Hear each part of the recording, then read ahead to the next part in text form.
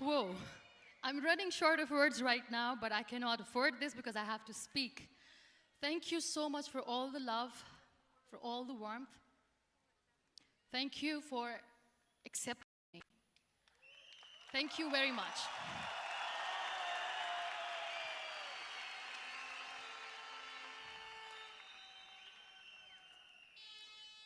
Well, I always start my talk with a disclaimer. And that disclaimer is that I've never claimed to be a motivational speaker. Yes, I do speak, but I feel more like a storyteller because wherever I go, I share a story with everyone. Well, it is a story of a woman whose perfectly imperfect life made her who and what she is today. It's the story of a woman who, in pursuit of her dreams and aspirations, made other people realize that if you think that your life is hard and you're giving up on that because you think your life is unfair, think again. Because when you think that way, you are being unfair to your own self. It's the story of a woman who made people realize that sometimes problems are not too big. We are too small because we cannot handle them.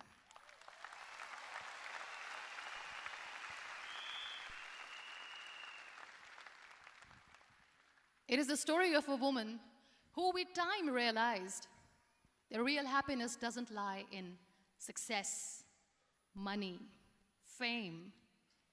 It lies within. Real happiness lies in gratitude. So I am here, and I'm going to share the story of that woman. That is my story. The story of gratitude.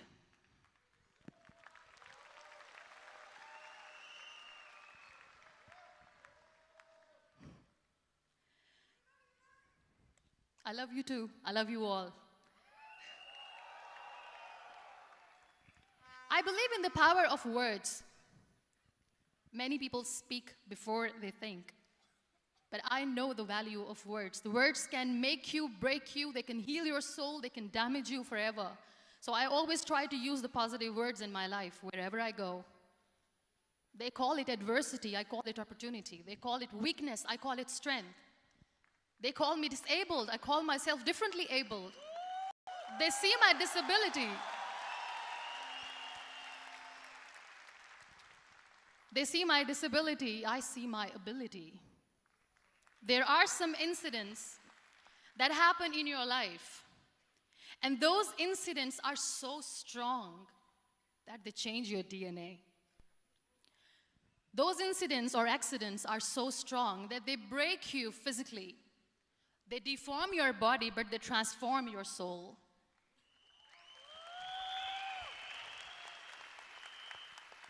Those incidents break you, deform you, but they mold you into the best version of you.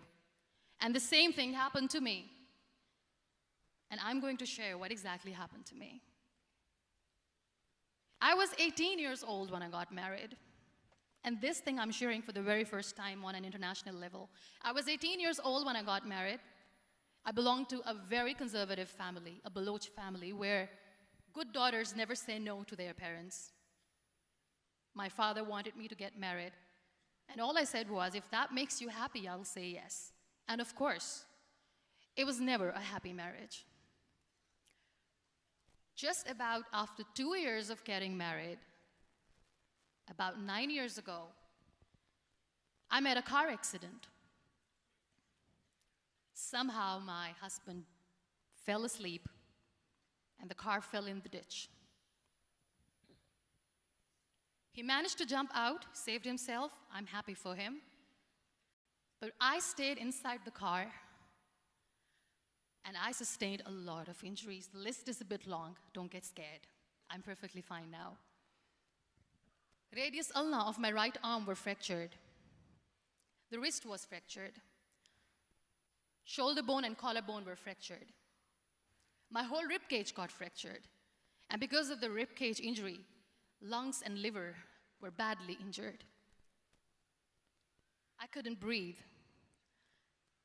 I lost urinary bowel control. That's why I have to wear the bag wherever I go.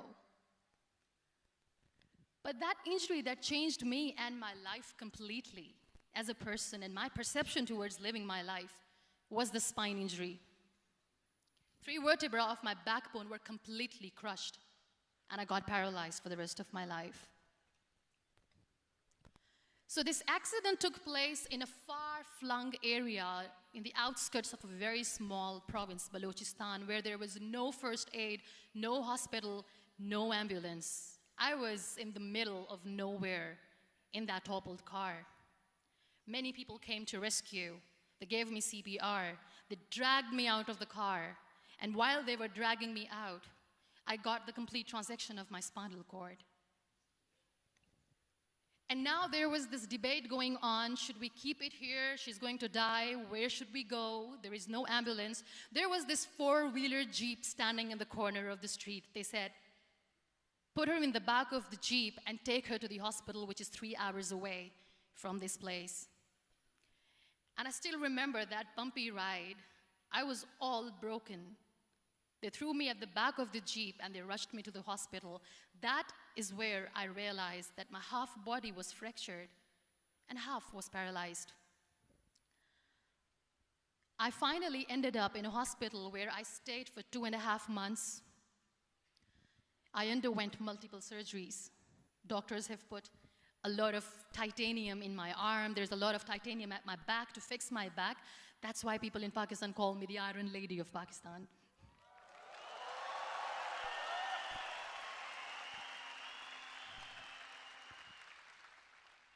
Sometimes I wonder how easy it is for me to describe all this all over again.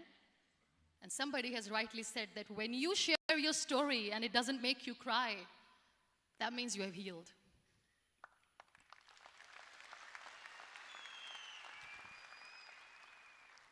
Those 2.5 months in the hospital were dreadful.